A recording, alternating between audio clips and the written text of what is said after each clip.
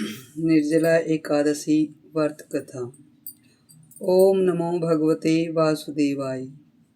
नमस्कार भक्तों, आज हम सुनेंगे निर्जला एकादशी की पावन एवं चमत्कारी कथा। यह एकादशी भगवान विष्णु को अत्यंत प्रिय मानी जाती है। मान्यता है कि जो भक्त श्रद्धा और नियम पूर्वक निर्जला एकादशी का व्रत करता है उसे वर्ष भर की सभी एकादशियों का व्रत के समान पुण्य प्राप्त होता है। महाभारत काल की बात है। हस्तिनापुर में पांडव भगवान श्री कृष्ण के परम भक्त थे। माता कुंती, युधिष्ठिर, अर्जुन, नकुल और सहदेव सभी एकादशी का व्रत रखते थे। स्वयं द्रौपदी भी पूरी श्रद्धा के साथ भगवान विष्णु की पूजा करती थी। लेकिन पांडवों में सबसे बलशाली भीमसेन के सामने एक बड़ी समस्या थी। भीमसेन अत्यंत पराक्रमी थे, परंतु उन्हें बहुत अधिक भूख लगती थी। उनके पेट में वृक्क अग्नि निवास करती थी, जिसके कारण वे लंबे समय तक भूखे नहीं रह सकते थे। जब भी एकादशी आती, परिवार के सभी सदस्य व्रत रखते, लेकिन भीमसेन व्रत नहीं कर पाते थे। इससे उनके मन में चिंता रहती थी कि कहीं वे धार्मिक पुण्य से वंचित तो नहीं रह जाएं। एक दिन उन्होंने महर्षि व्यास जी के चरणों में प्रणाम किया और विनम्रता से बोले, हे गुरुदेव, मेरे सभी भाई, माता और पत्नी एकादशी का व्रत करते हैं। मैं भी भगवान विष्णु की कृपा प्राप्त करना चाहता हूँ, लेकिन भूख के कारण व्रत नहीं रख पाता। कृपया मुझे ऐसा उपाय बताइए जिससे मुझे सभी एकादशियों का पुण्य प्राप्त हो जाए। भीमसेन की बात सुनकर महर्षि वेदव्यास मुस्कुराए और बोले, हे भीम, यदि तुम वास्तव में सभी एकादशियों का फल प्राप्त करना चाहते हो तो ज्येष्ठ मास के शुक्ल पक्ष की एकादशी को निर्जला व्रत करो। इस दिन सूर्योदय से लेकर अगले दिन द्वादशी तक अन्न नहीं और न ही जल, दोनों का त्याग करना होगा।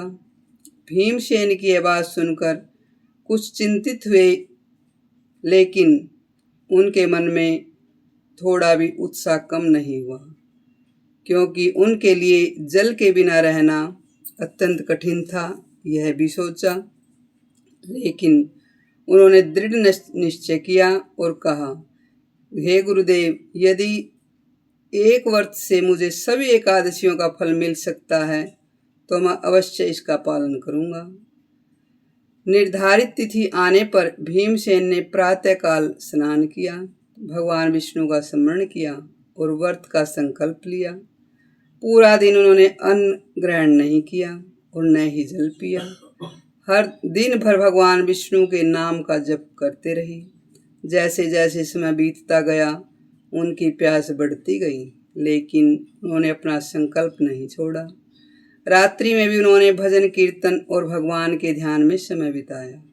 कहा जाता है कि उस दिन देवता भी भीमसेन की दृढ़ श्रद्धा को देखकर आश्चर्यचकित थे। जब द्वादशी का दिन आया तब विधि पूर्वक भगवान विष्णु की पूजा की गई। ब्राह्मणों को जल से भरे घड़े, वस्त्र, फल और दक्षिणा का दान दिया गया। इसके बाद भीमसेन ने व्रत का पारण किया। भगवान विष्णु का आशीर्वाद। भीमसेन की भक्ति और निष्ठा से भगवान विष्णु अत्यंत प्रसन्न हुए और उन्होंने कहा, हे भीम, तुमने अत्यंत कठिन व्रत को सफलतापूर्वक पूर्ण किया। जो भी भक्त श्रद्धा और नियम पूर्वक निर्जला एकादशी का व्रत करेगा उसे वर्ष भर की सभी एकादशियों का पुण्य प्राप्त होगा। उसके पाप नष्ट होंगे और उससे मेरे धाम की प्राप्ति होगी। भगवान के इस वरदान के बाद यह एकादशी अत्यंत प्रसिद्ध हो गई। तभी से इसे भीमसेनी एकादशी और निर्जला एकादशी कहा जाने लगा। शास्त्रों में कहा गया है कि इस दिन भगवान विष्णु की पूजा, तुलसी अर्पण, मंत्र जाप और दान का विशेष महत्व है। विशेष रूप से जल से भरा घड़ा, पंखा, छाता, वस्त्र, फल और अन्न का दान करने से पुण्य कई गुना बढ़ जाता है। मान्यता है कि निर्जला एकादशी का व्रत करने से जीवन की अनेक बाधाएं दूर होती हैं, परिवार में सुख समृद्धि आती है और भगवान विष्णु की कृपा प्राप्त होती है। इस कथा से हमें यह शिक्षा प्राप्त होती है कि यदि मन में सच्ची श्रद्धा और दृढ़ संकल्प हो तो कठिन से कठिन कार्य भी संभव हो जाता है। भीमसेन जैसे बलशाली योद्धा के लिए भूखा और प्यासा रहना सबसे बड़ी परीक्षा थी, लेकिन उन्होंने भगवान की भक्ति के लिए इस कठिनाई को भी स्वीकार किया और सफलता प्राप्त की।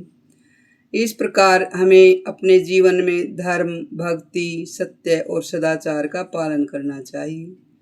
जो भक्त श्रद्धापूर्वक एकादशी की कथा सुनता है या सुनाता है, भगवान विष्णु उसकी सभी मनोकामनाओं को पूर्ण करते हैं और उसे सुख, शांति तथा समृद्धि का आशीर्वाद प्रदान करते हैं। बोलिए श्री विष्णु भगवान की जय। बोलिए निर्जला एकादशी माता की जय। कथा सुनने के लिए आप सभी का धन्यवाद।